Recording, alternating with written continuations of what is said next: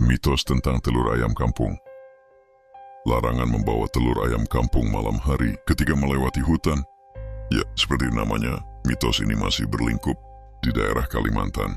Ketika itu tahun 2010 awal, banyak orang pribumi bahkan orang perantauan yang udah lama menetap di sana membicarakan tentang kebenaran mitos ini. Dan suatu ketika juga, salah satu temanku pernah mengalaminya.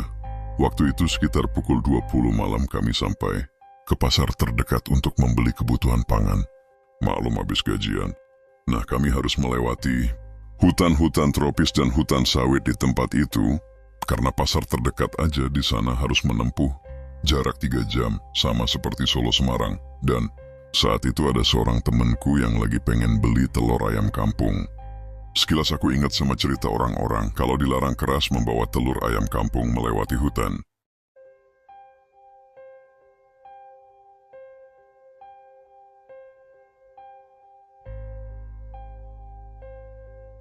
Di situ aku langsung bilang ke dia, "Bro, jangan sekarang lah, udah malam nih," kata orang, "gak boleh bawa telur ayam kampung lewat hutan."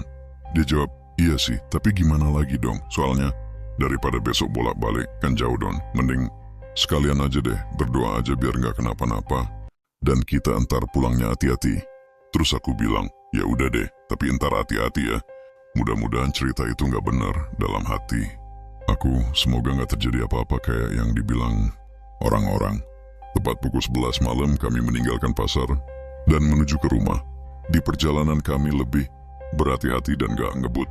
Ketika masuk ke hutan, sekitar 15 menit setelah masuk pintu hutan, tiba-tiba kayak ada suara cekikikan perempuan. Suaranya jauh banget tapi kedengeran.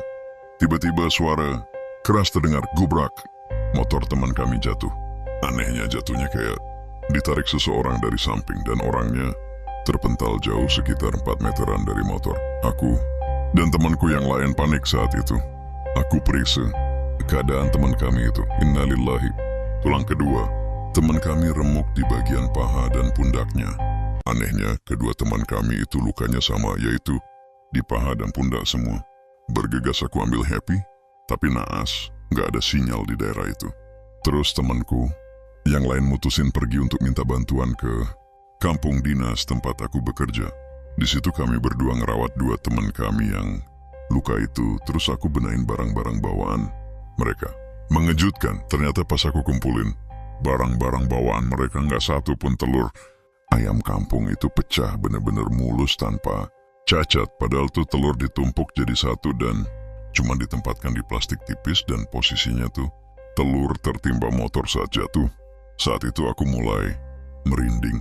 Terus aku tinggalin tuh telur di situ, nggak aku bawa. Aku mulai percaya apa yang selama ini jadi mitos itu benar-benar terjadi malam itu dan kami alamin sendiri. 2 jam kemudian ambulans dinas pun datang ke tempat itu dan kedua teman kami diangkut di ambulans.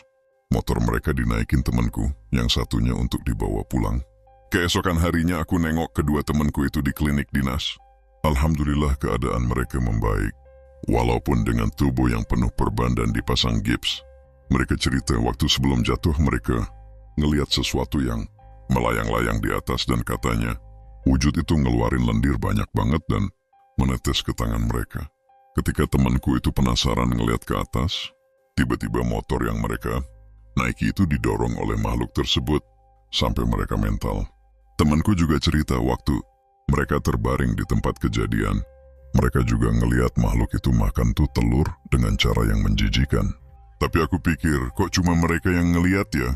Kok waktu aku cek barang bawaan mereka, telur itu rapi aja normal kayak pertama dibeli. Walaupun pada akhirnya aku buang aja tuh telur di tempat kejadian. Wallahu alam.